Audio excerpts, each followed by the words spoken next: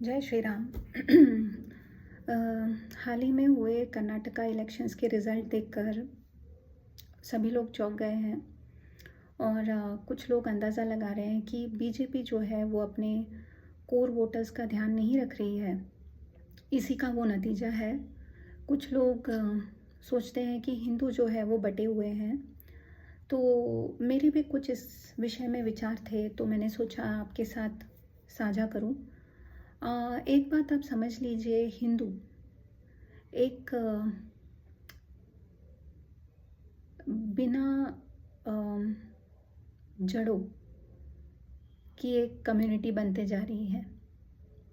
हमको, हम नेता रहे, हम मतदार रहे, हमको बिकॉज़ हमको हिस्ट्री गलत सलत पढ़ाई गई है या जो भी हमने पढ़ने का प्रयास किया है वो पर्याप्त नहीं है, उसके कारण हम बहकावे में जल्दी आ जाते हैं। हमारा ब्रेन वॉश बहुत जल्दी हो जाता है। हम नकली सेक्युलरिज्म के पीछे पड़ जाते हैं। फिर इसमें सिर्फ नेताओं की गलती नहीं है, सिर्फ मतदारों की गलती नहीं है, हिंदुओं की गलती है।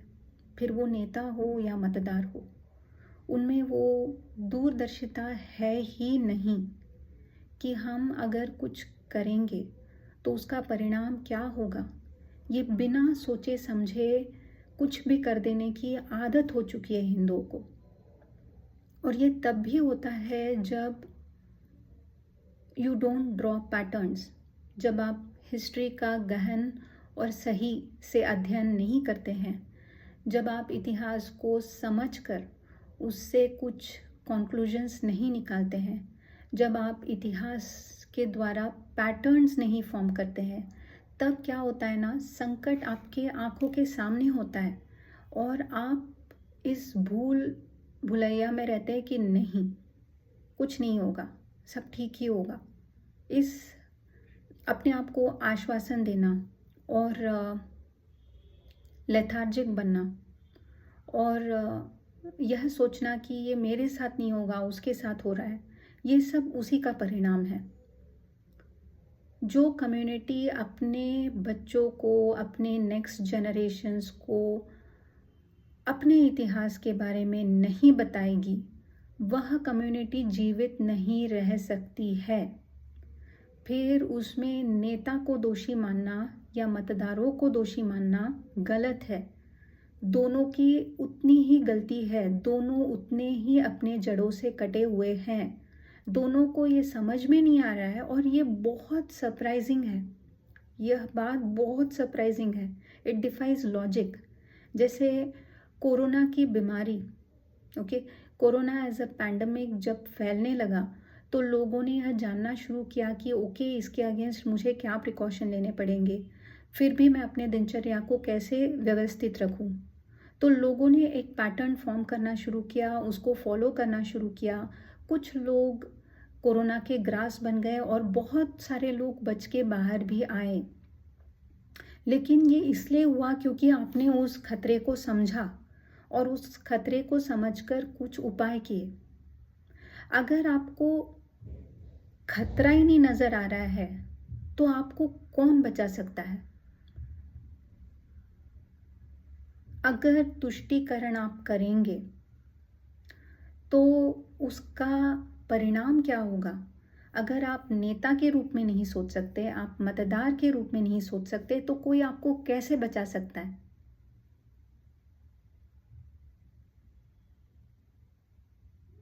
आज आप मॉडर्न गैजेट्स अपने हाथों में लेके बैठे हैं, अपने मन पसंदीदा ब्रांडेड कपड़े पहनते हैं, अपनी मनपसंद गाड़ी में घूमते हैं, अपने मनपसंद सामान खरीदते हैं मार्केट से, आपको जो खाना है खाते हैं। वीकेंड पर आपको जिस तरह से चाहिए उस तरह से आप अपने टाइम को व्यतीत करते हैं।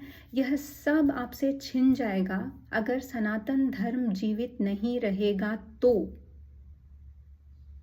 ये मतदारों के एंगल से मैं बता रही हूँ, ये नेताओं के एंगल से भी मैं बता रही हूँ, क्योंकि आखिरकार नेता कोई दूसरे प्रकार के प्राणी नहीं होते हैं, वे भी मनुष्य है और मतदार भी मनुष्य है। आपकी स्वतंत्रता आपसे छिन जाएगी अगर सनातन जीवित नहीं रहेगा। तो यह समझना कितना कठिन है मुझे नहीं समझ में आ रहा है। मैं नहीं समझ पा रही हूँ।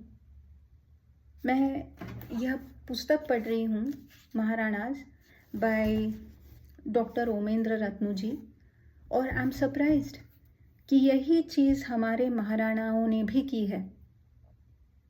एक ही आतंकी वृत्ति वाले इंसान को बार बार क्षमा करना ताकि वो फिर से आए और फिर से आपके बसे बसाए घरों को उजाड़े। कब तक शुरू रहेगा ये? और ये हिस्ट्री तो हमको पढ़ाई भी नहीं गई है। लेकिन आपको हिस्ट्री पढ़ने की भी ज़रूरत नहीं है। आप जिनका तुष्टीकरण करते हैं उनके फैलाव से पूरे विश्व में किस प्रकार की स्थिति बनी है ये बताने की ज़रूरत नहीं है। फिर भी आप आंखें खोलने को तैयार नहीं हैं। आप नेता है, मतदार है, इससे कोई फर्क नहीं पड़ता है। आपने सब ने आंखें बंद करके रखी हुई है। क्या संकट है वो आपके सामने है। संकट के कई सारे एग्जाम्पल्स द्वारा पुष्टि हो चुकी है, बट आप अंधे बने रहना चाहते हैं। आप अंधे बने रहना चाहते हैं। नेतागिरी करने के लिए आपको आपकी बात मानने वाली प्रजा चाहिए, जिसके लिए आपको सनातन चाहिए। और अपने प्रकार से जीवन जीने के लिए आपको फिर भी सनातन की आवश्यकता है। फिर आप नेता हुए या मतदार हुए, आपको सनातन की आवश्यकता है। सनातन जीवित नहीं रहेगा तो शनै शनै यह देश भी सीरिया, अफगानिस्तान, पाकिस्तान, कश्मीर, केरल की तरह बन जाएगा।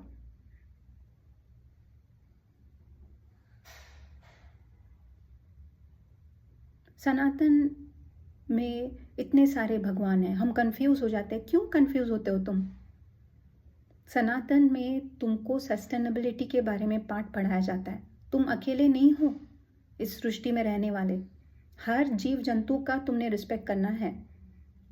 हर चीज़ की तुमने कद्र करनी है, उसकी पूजा करनी है। फिर वो पानी रहे, वायु रहे, अग्नि रहे, सूर्य रहे, चंद्र रहे, हर चीज़ की तुमने प्रेयर करनी है। इसमें क्या तुमको कंफ्यूजिंग लगता है? ओ इतने तो भगवान हैं। नहीं, it's called valuing, it's called living together. ऐसा नहीं कि मैं राजा हूँ और बाकी सब मेरे लिए बने हैं। It's called being thankful. Sanatan सबसे सिंपल लेकिन सबसे साइंटिफिक और सबसे एवरलास्टिंग जिसे कहते हैं ना, टाइमलेस, ऐसा एक रिलीजन है जो एक सिंपल प्रिंसिपल पे बेस्ड है, एक साइंटिफिक प्रिंसिपल पे बेस्ड है। आपके कर्म निर्धारित करते हैं कि आपके साथ क्या होगा। बोया पेड़ बबूल का, आम कहाँ से होए। एक सनातनी को यह बात पता होती है कि अगर उसके कर्म शुद्ध रहे तो उसको फल भी अच्छे मिलेंगे। इसीलिए एक सनातनी कभी भी और एक हिंदू का इस वजह से साथ नहीं देगा कि वो हिंदू है। अगर उसने कुछ कुकर्म किया है तो हिंदू हाथ छोड़ देते हैं, क्योंकि उनको पता है कि जिसके कर्म अच्छे नहीं होते हैं उसके साथ जो लॉ ऑफ नेचर है वो न्याय करती ही है।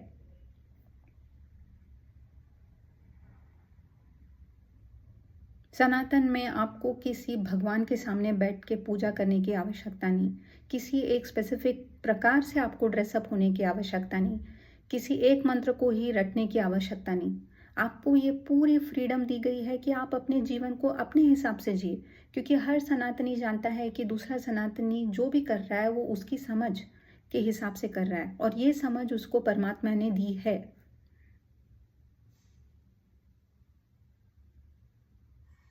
इतने सिंपल और साइंटिफिक रिलीजन को अगर आप प्रोटेक्ट नहीं कर सकते हैं तो आप तैयार हो जाइए। आपके खुद के विध्वंस के लिए तैयार हो जाइए। और ये जो विध्वंस जो होगा वो सिर्फ मतदारों का नहीं होगा, वो नेताओं का भी होगा। वो सिर्फ नेताओं का ही नहीं होगा, मतदारों को भी होगा। लेकिन सिर्फ बात इस दुख का होता है मुझे, दुख इस बात का होता है मुझे, सॉरी, कि इन सब में जो क्लूलेस वोटर्स है और क्लूलेस नेता है, इसमें जो अच्छे हिंदू है ना, जो सनातनी, अपने सनातनी होने पर गर्व करते हैं और जिनको अपने सनातनी होने का महत्व पता है, ऐसे फिर वो नेता हो या मतदार हो, उनकी दुर्गति भी हो जाती है। That is the only fear I have. आपको दिख रहा है संकट आपके सामने, अगर तुष्टीकरण करेंगे तो क्या होगा ये आपको पता है। आपके मन के विरुद्ध आपके ऊपर लॉ थोपे जाएंगे, आपको एक स्पेसिफिक तरीके से ही ड्रेसअप करना पड़ेगा। आप अपने मन मर्जी के हिसाब के भगवान से भी आप प्रार्थना नहीं कर सकते हैं। हर सुंदर चीज़ आपसे छिन जाएगी, फिर वो पुस्तकें हो, गायन हो, नृत्य हो, अच्छे अच्छे कपड़े हो, सब छिन जाएगी आपसे। और आपको 5 बार दिन में कर्कश आवाज़ में बेतुकी बातों को सुनना पड़ेगा। यह अवेट करता है आपके लिए। फिर वो आप नेता हो, आप बड़े महल में रहते हो, आप झोपड़ी में रहते हो, आप मतदार हो, कुछ फर्क नहीं पड़ता है। सब समान बन जाएंगे, सब बंदी बन जाएंगे और बढ़ावा मिलेगा सिर्फ राक्षसी प्रवृत्तियों का। दूसरे के धन को और स्त्रियों को लूटना है, छोटी छोटी बातों पर भड़क के किसी को शूट कर देना है। इन प्रवृत्तियों को आप बढ़ावा देते हैं जब आप तुष्टीकरण करते हैं और होने देते हैं। कोई आप एनालाइज मत कीजिए बीजेपी ने क्या किया नहीं किया, क्या हिंदुओं ने क्या नहीं किया। जान लीजिए ये हिंदू मेंटालिटी है ये। फिर वो मतदार हो या नेता हो, उनको कोई क्लैरिटी नहीं है कि आज जो वो जीवन जी रहे हैं ना, और पता नहीं कितने और दिनों के लिए ये जीवन बचेगा, वो सिर्फ सनातन की देन है। ये इन्होंने भी किया था, यही गलती इन्होंने भी की थी, महाराणाओं ने। और इनको सिर्फ नहीं भुगतना पड़ा, उन लोगों को भी भुगतना पड़ा बेचारों को, जिनको मतलब जो बच सकते थे। अगर एक निर्णय लिया जाता कि सनातन, एक में वह सनातन जीवित रहेगा, बाकी कुछ नहीं, अगर यह निर्धारित किया जाता तो न भारत के टुकड़े होते, न इतने लोगों की जान जाती, न आज की कम्युनिटी इतनी नपुंसक बनती।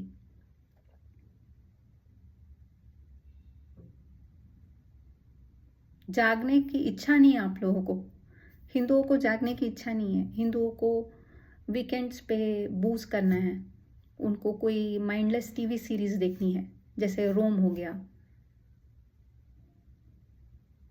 या कौन सी वो जूइश सीरीज है न्यू, फावड़ा। ऐसे दूर दराज के प्रॉब्लम्स को देखना जिससे हमारा कोई लेना देना नहीं।